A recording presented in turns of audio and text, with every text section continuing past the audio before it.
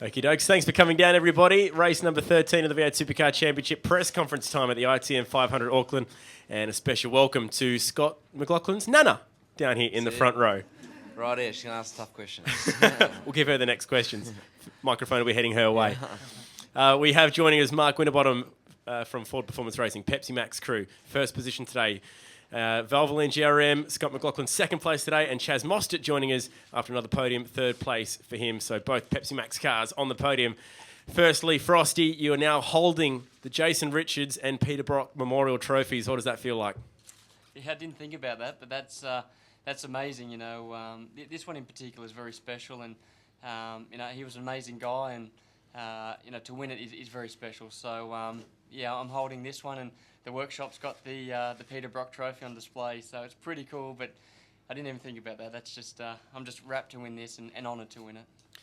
What an incredible event this weekend. Anzac Day, there was a lot of emotion there. We've had 138,000 people show up to this event for Auckland as a whole, and for V8 Supercar racing in New Zealand, you'd have to say 128,000, sorry, so just up on last year's 117,000. So as a whole, you'd have to say this event's an amazing success. Sorry, mate, I felt like 138,000. So, but no, it was incredible to race on Anzac Day was really special.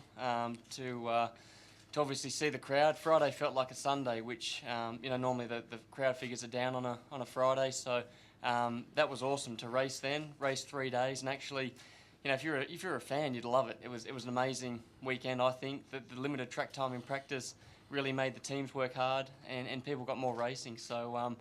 Yeah, I thought it was amazing, and the atmosphere, definitely Friday was special, and then this for Sunday is what you all fight for. So, yeah, an amazing weekend, and they should be proud of what they've done for the 3 days. It was an awesome crowd. How do you like racing here? Pukekohe Park, it's certainly got history. It's got those iconic bumps. It's so fast, and definitely a fair bit of passing going on this weekend too. Yeah, it's an awesome track. You know, the bumps are the character of the joint, so I hope they never... you know, do too much to it, because the bumps are what make the car bounce around, and coming on the straight, it's hairy, let alone, you know, fencing it like I did on Friday. So awesome place, and you know, I think the Kiwis really love their motorsport, and these facilities, it's pretty cool to have a car and come racing at a track like this. So I wouldn't want to pay for it, because it's probably going to get damaged more times than not, but it's a scary joint, but one that we respect, and I love it. It's an amazing place. I love racing here. When you rolled into the place yesterday morning, you were 49 points off the lead of the championship. Now your lead in the championship is over 100 points. How do you feel about that?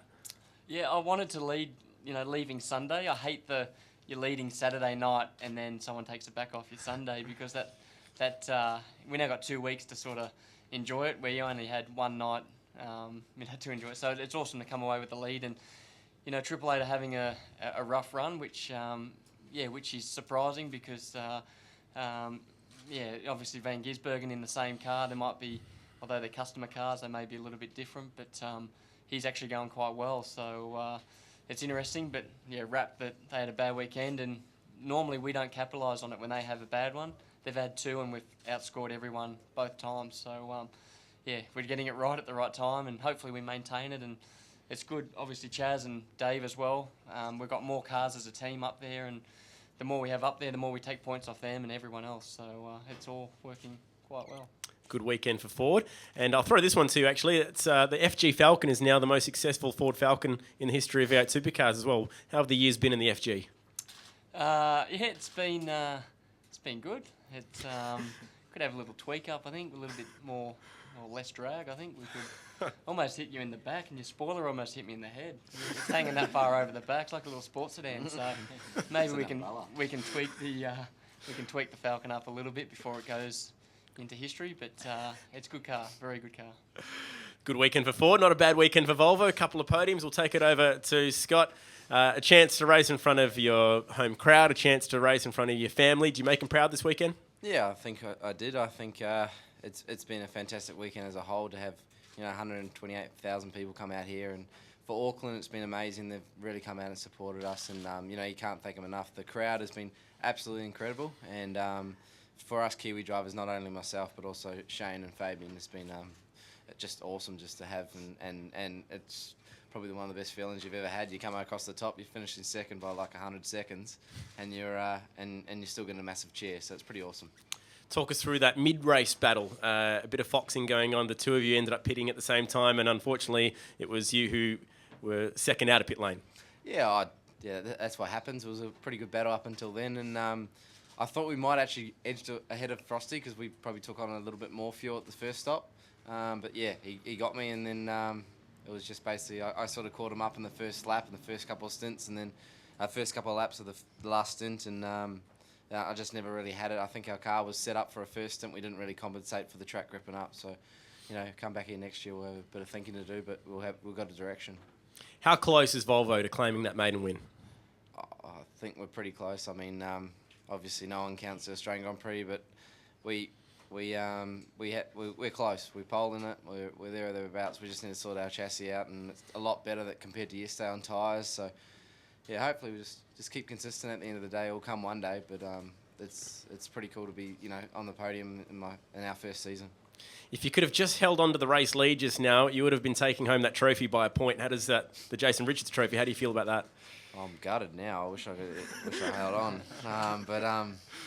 Yeah, it would have been awesome. I mean, for every Kiwi driver, seeing Jace, I never really got to race Jace, only once in the DVS, but he was an awesome bloke and someone you really looked up to. Apart from Greg, he was the same guy, always smiling and always good with the fans. So to hold it as a Kiwi would have been awesome, but we'll have to come back next year and grab it off this Frosty guy.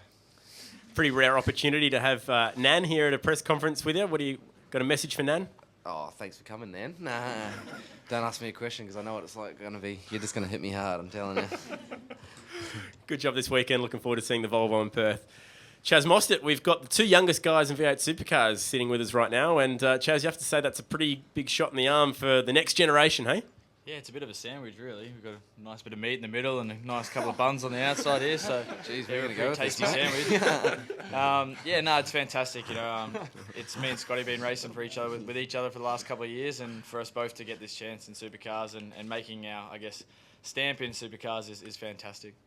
Bit of an unusual one for you because you didn't have the laps here in a V8, bit of Super Tour experience coming into this weekend. So how hard is this place to adapt to? Because it's fast, isn't it? This place is so scary. Yeah, for sure. I think doing the Super Tour kind of led me down a bit astray on the Friday. So, but that's a great category at least to come here and get some laps around here. It's a pretty daunting track for a first-time driver here with all the bumps and such a high-speed commitment track. It was at least good to get some laps before I came here and.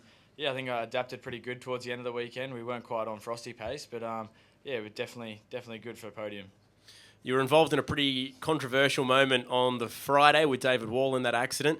Long weekend since then, but a few people saying that maybe you could have benefited from another year at DJR. How do you feel about that? Yeah, not too sure, to be honest. DJR is a great team, but also FPR is a great team, and they've got a lot more people at FPR, and the development progress is a lot quicker. So it's for me, it's fantastic to be in FPR, and I wouldn't want to be in any other team. It's got a great, other driver next to me here in Frosty, and I'm learning a lot, and looking forward to get to the next round now after this. This rivalry between yourself and Red Bull Racing Australia is never going to go away, and at the moment, you guys are certainly the last two race meetings anyway, giving a bit of a spank. Yeah, for sure. I mean, I've kind of come into it a bit late. The Red Bull and FPR have had this rivalry for many years, and so it's fantastic to come in here and, Frosty said, steal some points away from those guys, and and it's good to have Frosty right up there in the championship.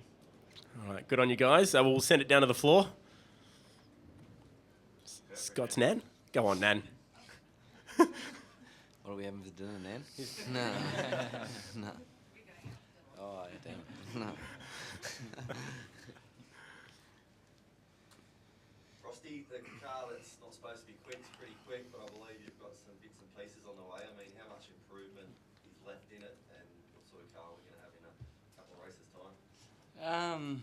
The car itself is handling really well, but I'm not going to go on about it. But the straight line speed's down to some other cars. It's been proven in results that where we stand on the engine speed to other people, and I think our guys are doing a great job with what we've got. But there's going to be changes for sure, and places like Tassie, it really shows up when you go down a straight in a sector, you're a tenth down. But here you get away with it because every corner sort of leads onto a straight, so it's quite quite different. But we'll get a gain there for sure.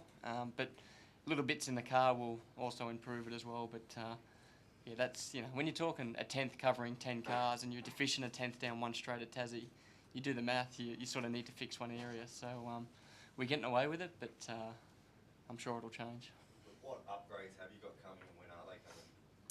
Oh, I can't really tell you too much because he's going to listen and put it in his car. So, Go on. yeah, I'm going to change my front spring and put What a front spring you got? 410. Yeah, damn it. 410, yeah. That's pretty soft. Yeah, it's really soft straight out of the roadie. But yeah, we've got componentry coming, which is cool, and we haven't tested yet as well. So we've got bits that we've got at the moment, but we just don't know to put them in. When the practices are 30 minutes, you just can't test something new. So we'll test, and I think, I know what I need out of the car to improve it a little bit, and we've got those bits now, but we just can't put them in because practice is too short.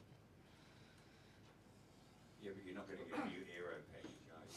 So How do you know? how do you? I'll bet you.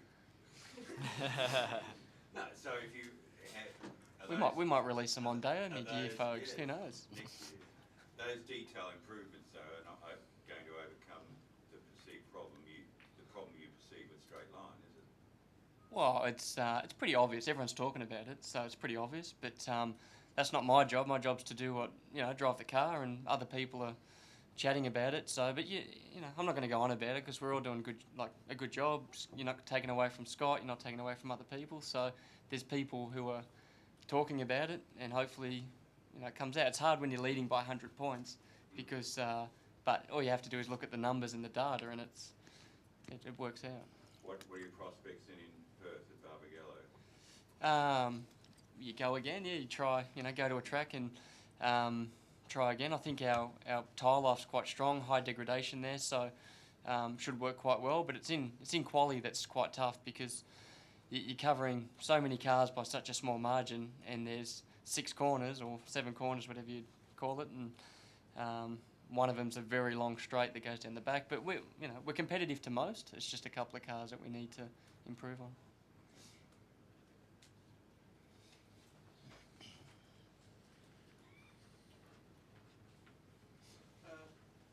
Got you a couple of poles, but and a couple of podiums. Do you, overall, how do you sort of feel about the weekend? Is it disappointing not to get a win after the 2 poles? Oh, I mean, you come here, always wanting to win, but at the end of the day, it's been an awesome weekend to get a couple of poles, and yeah, like you said, a couple of podiums is great too, and but yeah, a little bit disappointing we didn't come away with a win. Obviously, you come here to win, but at the end of the day, it's been a pretty good points haul, and we needed this in some ways just to sort of get us a little bit of a buffer in the championship in regards to the 7th to 10th sort of bracket sort of thing. So yeah, pretty happy.